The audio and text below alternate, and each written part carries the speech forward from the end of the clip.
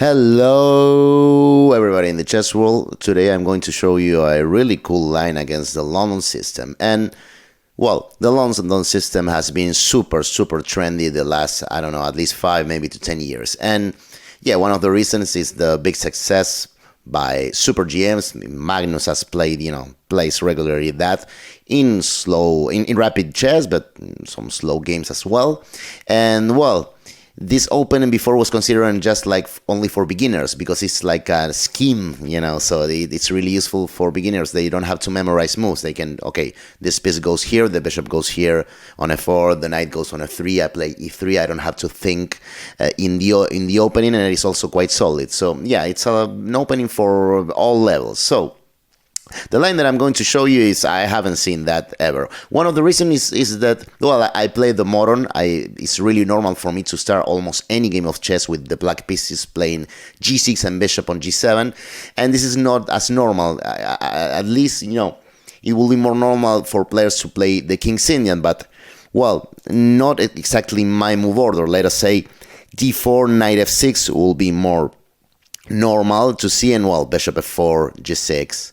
e3 or let us say knight f3 and bishop on g7. But this has nothing to do with what I want to show you because, yeah, as I said before, after d4 normally I will play like g6, d4, g6, bishop f4, bishop on g7, and after knight on f3, d6. So you can see that my knight is still on g8, and this is a major difference. I mean, this is an order that is kind of like a buzzkill for the London system white players. Why? Well, because after e3, the most logical move, the most normal move, I just play knight on d7, and well, even the computer considers that I'm already equal. I mean, I'm just going to play e5, winning a tempo. So it really is aimed against this London system. I mean, this is quite clear. Of course, it's not like a final solution, but really, I mean, if you do play the modern, I mean, the London system will be like the last opening that will be, problem for you. Of course, I'm not going to stop the analysis there.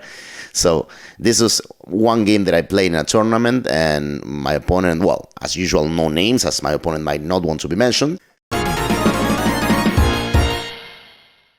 Well, it was again one of those cases where my opponent was weaker than myself, so I'm forced to win with black, not to lose rating, just by a draw. So initially, he plays good. In this position, he played h3. Not only is a classical, move from the scheme, but since I am going to win a tempo with e5, he wants to, put his bishop back on h2, where it will be out of reach of my pieces, more than just, well, having to put it on, let us say g3.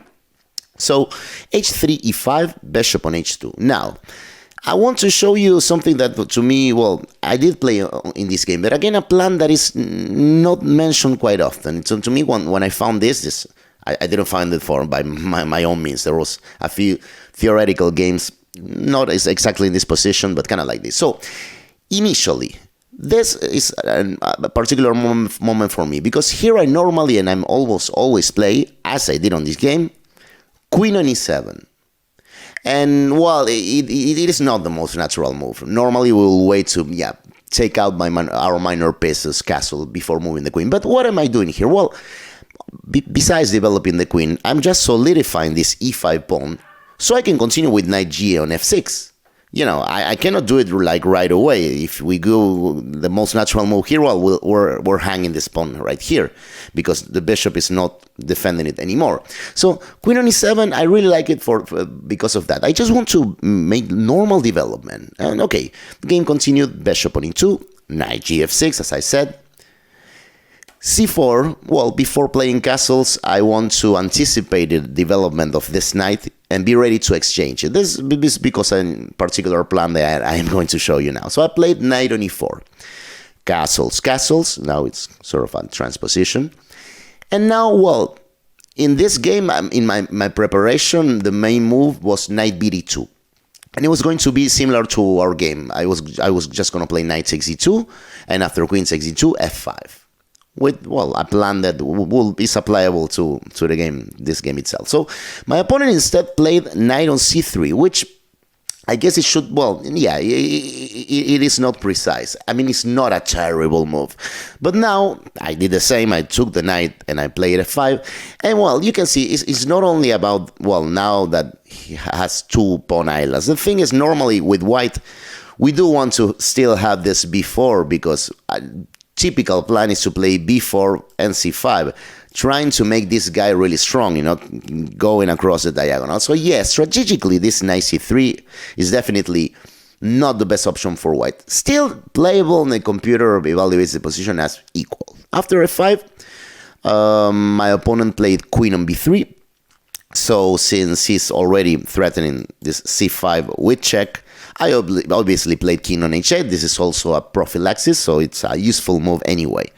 And now we're reaching to the point that I wanted to reach, and this special pawn move that I wanted to show you. Because, okay, the game followed rook 81, and here I applied the same thing that I was going to apply if we had gone down into the knight bd2, most theoretical line, which is, when we look at a position such as this, I mean, one of the first moves that comes to our mind is this e4. Like closing it up, but gaining some space, and let us say after knight e2, well, knight on f6. Just trying to develop our pieces and maybe one day having some sort of attack on the king side. But this is not the sort of position I like. So when I was in this sort of positions and taking, a look at this, what could be the general strategy, now that we are in a comfortable middle game, I know I have equalized out of the open. Yeah, it's successful opening by black, blah, blah, blah. But I have to do something. And here I play a move that I learned in the other main line, with the knight b on d2. And I really love this move because this is g5. Which, if you don't know any games like this, well, it's quite unexpected. And, well, through the more, what I like about this move, in another way, is that, well, let us compare it with this e4. I mean, e4 is just defining this. We don't have a pawn on e5 anymore. Now that I play g5, I mean, you might think, okay, well, what could be the idea of g5? Well, just going for g4 and attacking. Well, yes. But there's also a second idea that I really love that is not so obvious, right away when you see g5. One of the ideas of this g5 is simply to continue with f4, and this is why I said we need this pawn on e5, just to neutralize this bishop on h2. Like, I don't know, I'll imagine, but let us say that white plays, I don't know, a4. Well, yeah, we could play g4, but we could also just play f4. With a single idea, again, of just neutralizing this bishop. That will take a long time to come back to the game if they're able to. So, this g5 is so flexible. It has one really attacking idea, this g4, but then a really cool strategical one. Like, yeah, the London, in a way, is about having this cool bishop on h2. Well, I'll make it not cool, just like that. So, I will show you the game.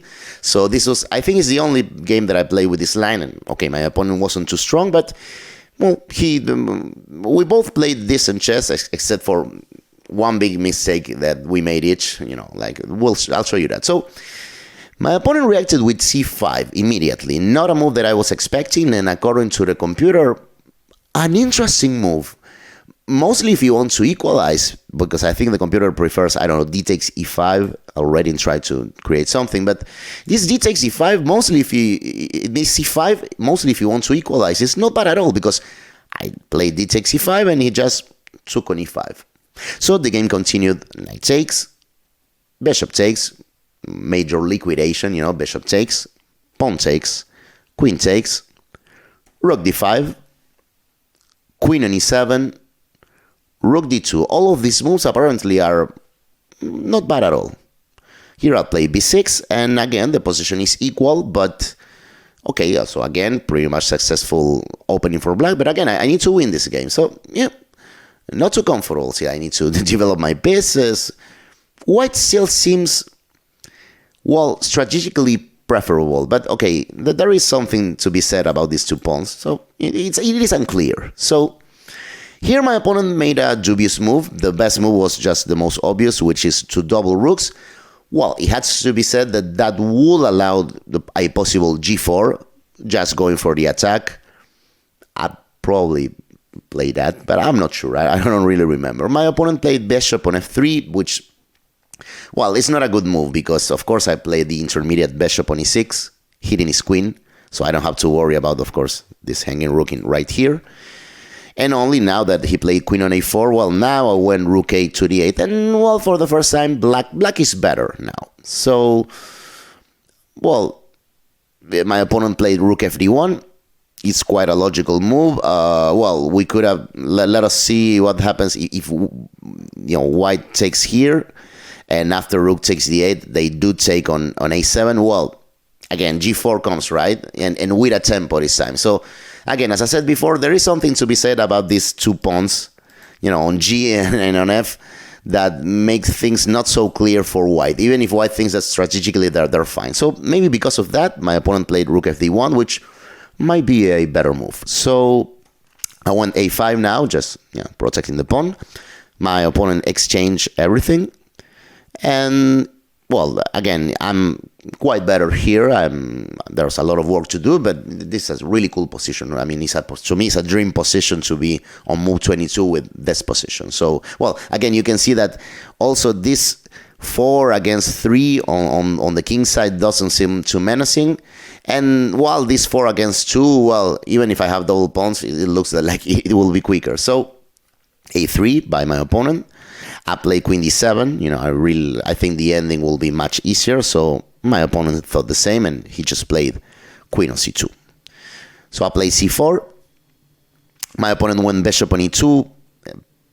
Not necessarily a really bad move, but kind of passive. Maybe it was time to just go e4 and try to activate pieces a little bit.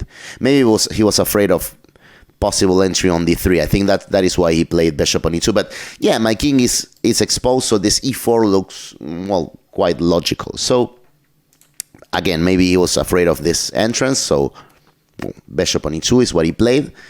I play queen d5. He went g4, and here I made a big mistake, because it's really funny, this is a typical club player mistake that I made here, like really, because I went active, and in here the computer actually suggests, like, play anything that is just keeping what you have. What you have is a beautiful position. Don't touch it, So computer recommends, like, king g7, clear advantage for black. c6, just keeping everything there, clear advantage for black.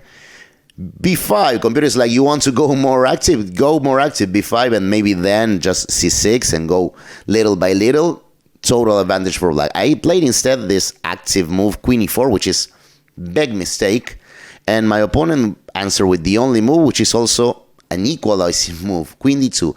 And it's funny because I had seen this move, but I didn't think, I trusted one particular line that for me actually it doesn't work. So I played bishop d5. This is what I had seen. This is, cutting the possible entry of his queen and trying to activate against my king. I'm, of course, threatening this mates. And, of course, I had seen his only answer, which he played, which is f3. And I play queen e5. I just trusted this entrance for my queen, not like this. This entrance for my queen in here just to go after his king. But this was a big mistake. This is already equal. And luckily for me, it was in this position that my opponent returned the favor. He saw the same thing as myself, and he evaluated that as badly, as wrongly as myself. He actually played king g2. Big mistake, giving me back the clear advantage. It was he had to be brave and play g takes f5, and this is just equal. Well, it's an unclear position still, and there's a lot of chaos, but queen g3 check, king f1, queen takes at h3 check, well, king g1. And this, according to the computer, is equal. This is really chaotic. Because, of course, I cannot play take on f5 because, well, of course, there is this fourchette, just gaining a piece. And, well, I have to be careful because I cannot play, of course, g4. The bishop is hanging. Also, there is queen check first to take it with. There's not too much to do. After king g1, I think the computer is just recommending to make a draw like this. So yeah, big mistake by me, and now big mistake by my opponent. He played king g2, and now after f takes g4, h takes g4. Well, now we go back to what the computer recommended, just, well, b5, now just expanding. So yeah, now it's again a clear advantage for me, and he played e4. To me was the most testing move, but I had seen that already, and I played this move that I had seen, bishop on f7, which well, not only maintains all the advantages, but it keeps my kings quite solid, right? The queen is not going to do anything by herself, and even less with this cool bishop here protecting. So, okay, here my opponent lost his patience, and he made a double question mark. Really, really bad move. Queen d7 was what I was expecting, and I was going to play king g7. I don't know if king g7 is the best move, but I think that's what I was going to play. And the computer recommended this and playing a4, at least like trying to undermine my pawn chain on the queen side. It says that, well, I'm still clearly better, but this was a good attempt by white. Yeah, trying to equalize, trying to maybe make a draw. So my opponent played the awful queen d4. Of course, I just exchanged the queens, and now I'm 100% winning. But, well, just to have a little fun, I will ask you now to try and find the immediately winning continuation. So pause the video and think. Okay, so I'm sure that absolutely all of you saw this before. But did you see that after a takes b4 only move, a4 is the winning move? And that was the only tactical detail you had to see. Well, now it's over. So, well, it's funny that this pawn is even protected. So his last try was g5, just aiming to take this pawn. But obviously I just played c3. And after bishop on d1, I went a3. And, well, he resigned here. I mean, there is no way to stop both pawns, right? So bishop b3, well, you can choose what pawn to promote, like going like this, or the other way around. You can just go like this and you make a queen. So, well, okay, it was not a good game, not by me, not by my opponent, but really going back, the two most important things, going back to this thing about using the modern defense against the London system, is just remember here to play knight d7, and be sure that you will, at the same time that you will make the central pawn break, gain a tempo over the bishop. So even, you know, yeah, like even the engines will tell you, yeah, that's fine, and you'll be fine. Try to remember this idea here that this is not the only way to play, but I really like to queen e7, protecting the pawn and just enabling knight gf6 followed by castles. And finally, well, again, not necessarily only in these positions, but when you have such a pawn structure like this, or even in here, like on the main line, like in this position that I just mentioned, well, try to remember that instead of always having this plan of just, well, closing it up with e4 and then see what to do, well, remember that you can always, you know, normally we'll play first the prophylaxis king on h8, but this g5, you know, even in this position that did not occur in the game, this will be more normal. White was probably playing here, but always with the same idea. And as in the game, you know, like one of the ideas is not only the possibility of a cool attack in g4, but a really strategical, you know, f4, and just, you know, annul this bishop on h2. I mean, I really like this, so I'm actually looking forward to play this again. But of course, on the internet, I have played some stuff like this. So, well, thanks a lot for watching. Remember to like, comment, share, and subscribe if you like the video, and I'll see you next time.